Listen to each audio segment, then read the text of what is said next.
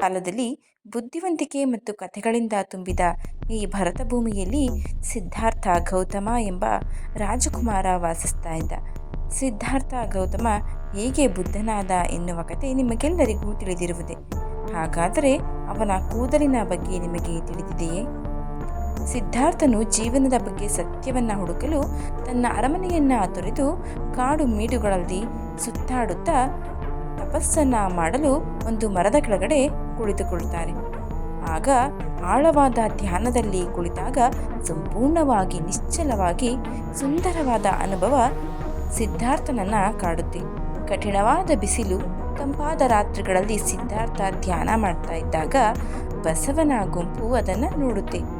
ಸಿದ್ಧಾರ್ಥನ ಬಗ್ಗೆ ಚಿಂತಿತರಾದ ಆ ಬಸವನ ಹುಳುಗಳು ಅವನ ತಲೆಯವರೆಗೂ ತೆವಳಿದರು ಮತ್ತು ತಮ್ಮ ದೇಹದಿಂದ ಅವನ ನೆತ್ತಿಯನ್ನು ಮುಚ್ಚಿದರು.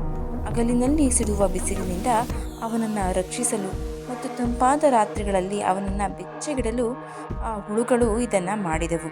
ಬಸವನ ಹುಳು ತಮ್ಮ ಜೀವನವನ್ನು ತ್ಯಾಗ ಮಾಡಿತು. ರಾಜಕುಮಾರನು ಅಸ್ವಸ್ಥತೆಯಿಲ್ಲದೆ ಧ್ಯಾನ ಮಾಡಬಹುದೆಂಬ ಖಚಿತತೆಯನ್ನು ಪಡಿಸಿಕೊಳ್ಳಲು ದಯೆ ಮತ್ತು ನಿಸ್ವಾರ್ಥತೆಯ ಕಾರ್ಯವನ್ನು ಈ ಬಸವನ ಹುಳುಗಳು ಮಾಡಿದವು. ಸಿದ್ಧಾರ್ಥ ಗೌತಮನು ಅಂತಿಮವಾಗಿ ಜ್ಞಾನೋದಯವನ್ನು ಸಾಧಿಸಿ ಬುದ್ಧನಾದಾಗ ಅವರ ತ್ಯಾಗ ಮತ್ತು ಬುದ್ಧನ ಬೋಧನೆಗಳ ಹೃದಯದಲ್ಲಿರುವ ಸಹಾನುಭೂತಿಯ ಸಂಕೇತವಾಗಿ ಬಸವನ ಹುಳು ಅವನ ತಲೆಯ ಮೇಲೆ ಉಳಿಯಿತು. ಇದಕ್ಕಾಗಿಯೇ ಬುದ್ಧನ ಅನೇಕ ಚಿತ್ರಣಗಳಲ್ಲಿ ಅವನ ಕೂದಲು ಸಣ್ಣ ಬಸವನ ಚಿಪ್ಪುಗಳ ಸರಣಿಯಂತೆ ಕಾಣುತ್ತದೆ. ಇದನ್ನು ನೀವೆಲ್ಲ ಗಮನಿಸೇ ಇರ್ತೀರಾ. ಈ ಪ್ರಾತಿನಿಧ್ಯಗಳು ಬಸವನ ದಯೆ ಮತ್ತು ಎಲ್ಲ ಜೀವಿಗಳ ಪರಸ್ಪರ ಸಂಬಂಧವನ್ನು ನಮಗೆ ತರುತ್ತವೆ. ತಮ್ಮ ಪರಮತ್ಯಾಗದ ಮೂಲಕ ಸಿದ್ಧಾರ್ಥನನ್ನು ರಕ್ಷಿಸಿದ್ದು ಮಾತ್ರವಲ್ಲದೆ ಸಹಾನುಭೂತಿ, ಗೌರವ ಮತ್ತು ಎಲ್ಲ ಜೀವನದ ಪರಸ್ಪರ ಸಂಬಂಧದ ಸಂಕೇತಗಳನ್ನು ಈ ಬಸವನ ಹುಳುಗಳು ಸೂಚಿಸಿದವು. ಅವರ ಕಾರ್ಯವನ್ನು ಬೌದ್ಧ ಧರ್ಮಗ್ರಂಥಗಳಲ್ಲಿ ಆಳವಾದ ಗೌರವದಿಂದ ನೆನಪಿಸಿಕೊಳ್ಳಲಾಗುತ್ತದೆ. ನಿಸ್ವಾರ್ಥ ಕ್ರಿಯೆಗಳ ಪ್ರಭಾವ ಎಲ್ಲ ಜೀವಿಗಳಿಗೆ ನೀಡಬೇಕಾದ ಗೌರವ ಜ್ಞಾಪನೆಯಾಗಿ ಈ ಕಾರ್ಯ ನಿರ್ವಹಿಸುತ್ತದೆ. ಬುದ್ಧನ ಬಸವನ ಅಲಂಕೃತ ಕೂದಲಿನ ಕತೆ ನಮಗೆ ತ್ಯಾಗ, ಸಹಾನುಭೂತಿ ಮತ್ತು ಒಬ್ಬರನ್ನೊಬ್ಬರು ನೋಡಿಕೊಳ್ಳುವ ಮಹತ್ವವನ್ನು ಕಲಿಸುತ್ತದೆ. ಎಷ್ಟೇ ಚಿಕ್ಕದಾಗಿದ್ದರೂ ಅಥವಾ ತೋರಿಕೆಯಲ್ಲಿ ಅಲ್ಪ ಅಂತ ಅನಿಸಿದ್ರೂ ದಯೆಯ ಕಾರ್ಯಗಳು ಎಷ್ಟು ಚಿಕ್ಕದಾಗಿದ್ದರೂ ಪ್ರಪಂಚದ ಮೇಲೆ ಆಳವಾದ ಪ್ರಭಾವ ಬೀರಬಹುದು ಎಂಬುದಕ್ಕೆ ಇದು ಒಂದು ಅದ್ಭುತವಾದ ಸುಂದರವಾದ ಘಟನೆ.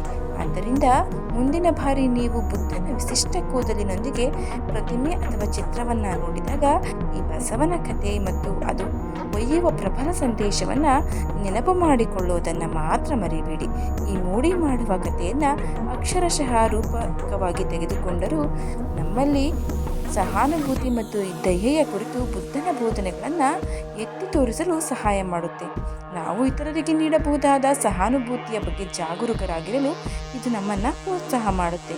ಜ್ಞಾನೋದಯದ ಕಡೆ ಪ್ರಯಾಣದಲ್ಲಿ ಚಿಕ್ಕ ಜೀವಿಗಳು ಸಹ ಮಹತ್ವದ ಪಾತ್ರವನ್ನು ವಹಿಸುತ್ತವೆ ಅಂತ ಈ ಒಂದು ಕತೆ ನಮಗೆ ನೆನಪಿಸುತ್ತೆ. ಕಠಿಣವಾದ ಬಿಸಿಲು ಮತ್ತು ತಂಪಾದ ರಾತ್ರಿಗಳಲ್ಲಿ ಸಿದ್ಧಾರ್ಥ ಧ್ಯಾನ ಮಾಡ್ತಾ ಇದ್ದಾಗ ಬಸವನ ಗುಂಪು ಆ ಸಿದ್ಧಾರ್ಥನಿಗೆ ರಕ್ಷಣೆಯಾಗಿ ನಿಲ್ಲುತ್ತೆ.